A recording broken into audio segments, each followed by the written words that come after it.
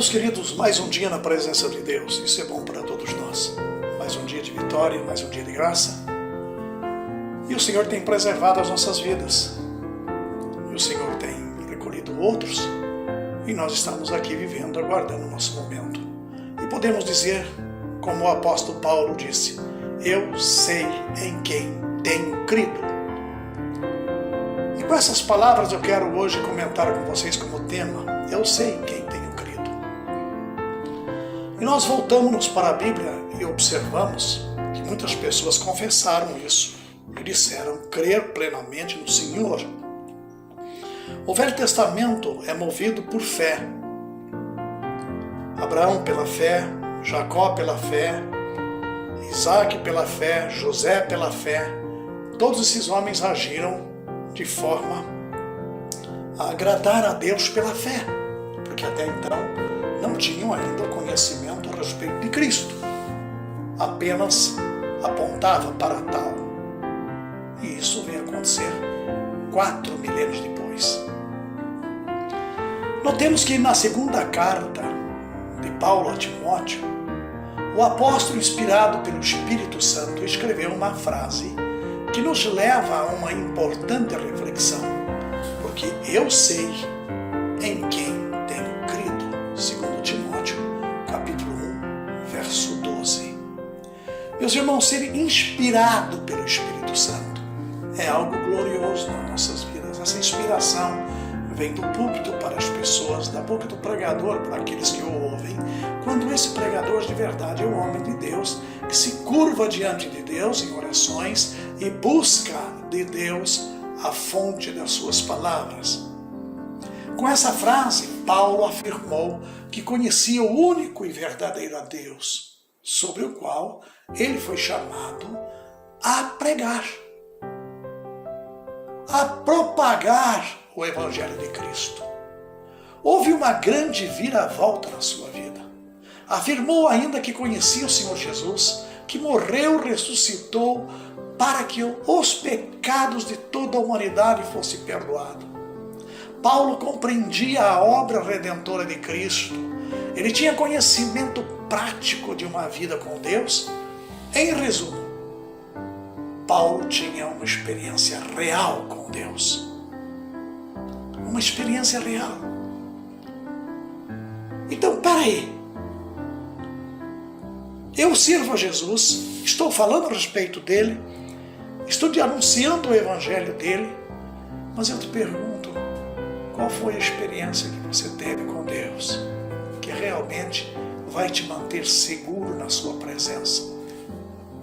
Qual foi aquele momento que você não suportou e caiu em lágrimas aos pés de Cristo e não se importou quem estava à sua volta, mas apenas clamou, Senhor, eu creio no Senhor, eu sei em quem tenho crido, que é poderoso para mudar a minha vida.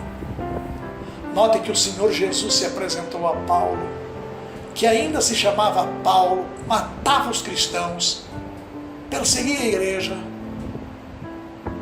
e naquela ocasião, no caminho de Damasco, conforme Atos 9, 1 a 18, quando ia para Damasco, a fim de continuar a perseguição aos cristãos e procurar matar os apóstolos, Saulo foi cercado por um grande resplendor de luz.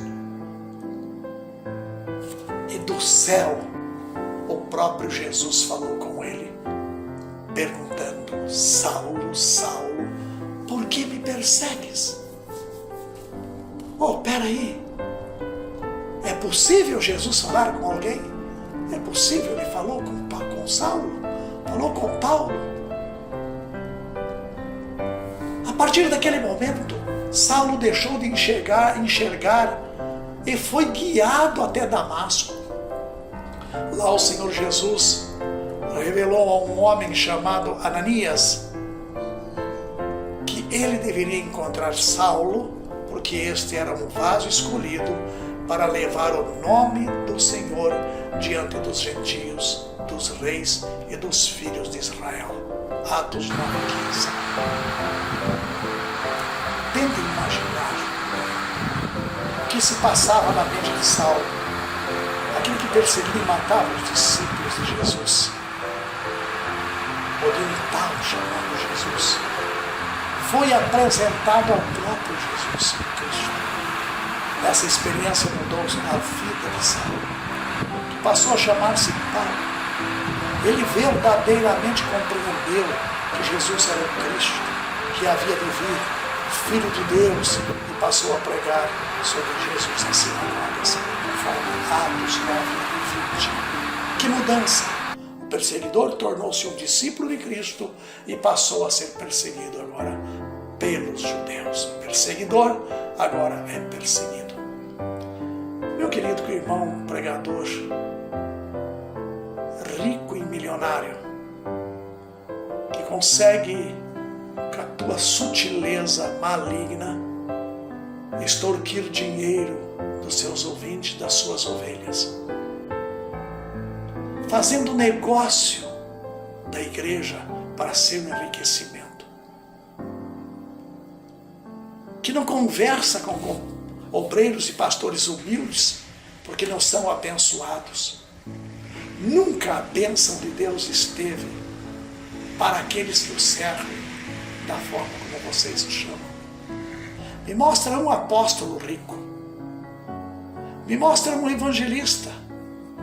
As condições em que eles viveram. Olha Estevão, um evangelista diácono da igreja. Foi morto a pedradas, perseguido, porque falava a verdade. Mas criava comichão nos ouvidos das pessoas, porque apresentava um Cristo resgatador, que transformava a vida das pessoas, que podia trazer até o homicida e torná-lo um seu servo. Mas agora, não é só os santos que podem, não é? Só o santinho, de borboletinha e camisa branca, linda, maravilhosa, colocado tapete especial para ele entrar no seu veículo, com motorista particular e outras coisas mais, porque ele é o líder. Meus queridos, a experiência com Paulo, que Paulo teve em Atos 22, 1 a 21, a ponto de ele dizer a Timóteo na carta, porque eu sei em quem tenho crido. Eu não sabia antes, agora eu sei. É crer em Jesus que faz a diferença na minha vida. É crer em Jesus que me faz ser transformado e mudado. E não o meu diálogo, a minha diplomacia verbal para com as pessoas. E você, já teve uma experiência real com Deus? Se alguém perguntasse a você por que você acredita em Jesus, o que você responderia? Você diria que crê por causa dos seus pais ou porque foi criado na igreja, dentro da igreja, isso é suficiente? Deus, o nosso Pai, deseja ter um relacionamento profundo conosco, um relacionamento bem próximo, diariamente, entre pai e filho.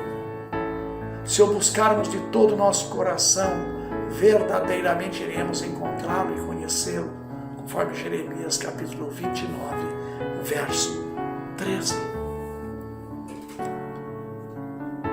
A cada novo obstáculo, podemos, sem dúvida alguma, ter uma nova experiência com Deus.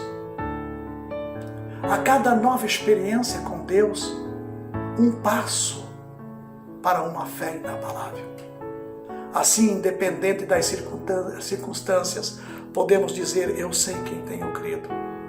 Se houver perseguições, diremos, eu sei quem tenho crido. Se houver decepções, eu sei quem tenho crido. Se houver barreiras, eu sei quem tenho crido. Nada nos separará do amor de Cristo. Romanos 8:35. Meu querido, tenha um bom dia e pense nisto.